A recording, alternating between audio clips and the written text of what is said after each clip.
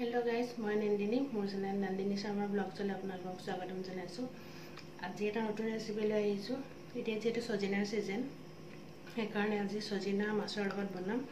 আহকচোন কেনেকৈ বনাম। সজিনা মাছৰ জোল বনাবলৈ ইফালে সজিনা আৰু আলু কাটি লৈছো। মই দুটা বিলাহী লৈছো।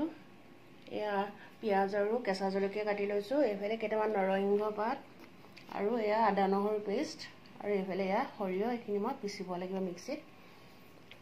और ये माछ भाजी मैं माछकटा भाजी लम। इफाले देखिसे माछ फ्राई करबले आरम्भ करिছো। इफाले माछ फ्राई कर हो गल। एतिया मैं तेलत या पियाज और जलकियाखिनि आगत दी लम।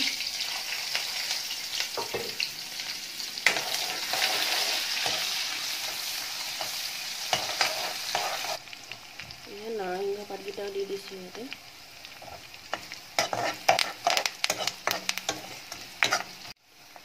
आदा নহৰু पेस्ट অকমান দি দিছো।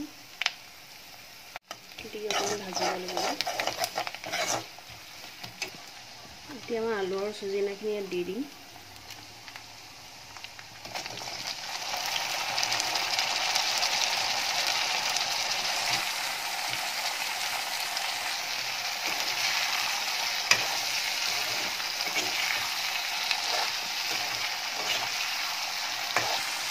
ইয়াত এখন হালধি দিছে।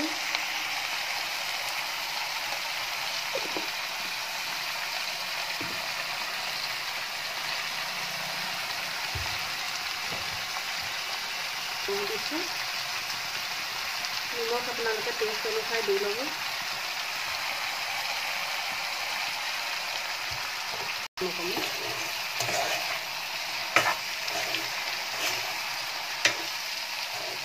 এতিয়া লৰাই দিম এতিয়া অকণমান।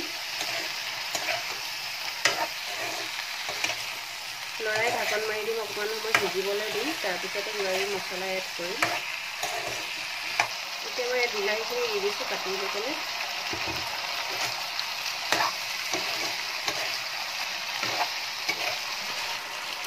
অকণমান জিৰা পাউডাৰ দিছোঁ। 1 চামুচ ধনিয়া পাউডাৰ, 1 চামুচ ফিছ মছলা দি দিছোঁ। যেহেতু মাছ দিম ইয়াত সেইকাৰণে অকণমান ফিছ মছলা এড কৰি দিছোঁ। মিক্স কৰি ল'ম ধুনীয়াকৈ। এতিয়া সৰিয়হখিনি মিক্সি জাৰত মই লৈ লৈছোঁ। পিচি ল'ম এতিয়া পিচি লোৱা সৰিয়হখিনি মই ইয়াতে দি দিম।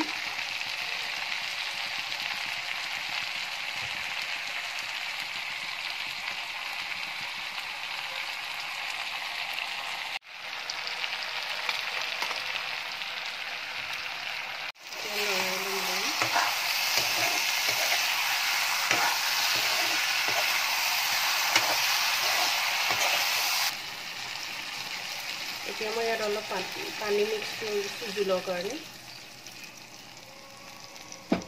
1 কাপ 1.5 কাপমান পানী দিলে হ'ব। দি দিম ইয়াতে।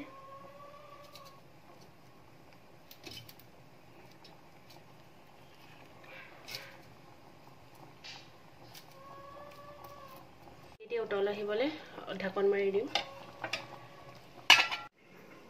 ইফালে প্ৰসাদৰ পকৰি বনাবলৈ লৈছোঁ। এয়া প্ৰসাদ ধুই ল'লোঁ আৰু ইফালে এয়া পিঁয়াজ আৰু জলকীয়া কাটি লৈছোঁ মিহি। এয়া দেখিছে সজিনা আৰু মাছৰ চব্জি হৈ গ'ল। এতিয়া অকণমান ওপৰত মান ধনিয়া কাটি দিছোঁ।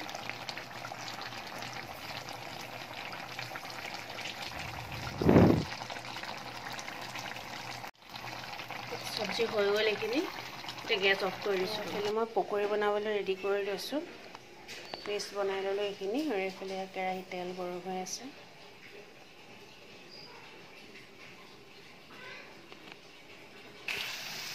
এয়া দেখিছে পকৰি বনাবলৈ আৰম্ভ কৰিছোঁ। এয়া আজি আমাৰ দুপৰীয়াৰ খানা ৰেডি হৈ গ'ল। সজিনা আৰু মাছৰ তৰকাৰী আৰু এইফালে ভাত আৰু এয়া প্ৰসাদৰ পকৰি। আজি ভিডিঅ'টো চাই যদি ভাল পালে লাইক কৰিব, শ্বেয়াৰ কৰিব আৰু কমেণ্ট কৰিবলৈ নাপাহৰিব।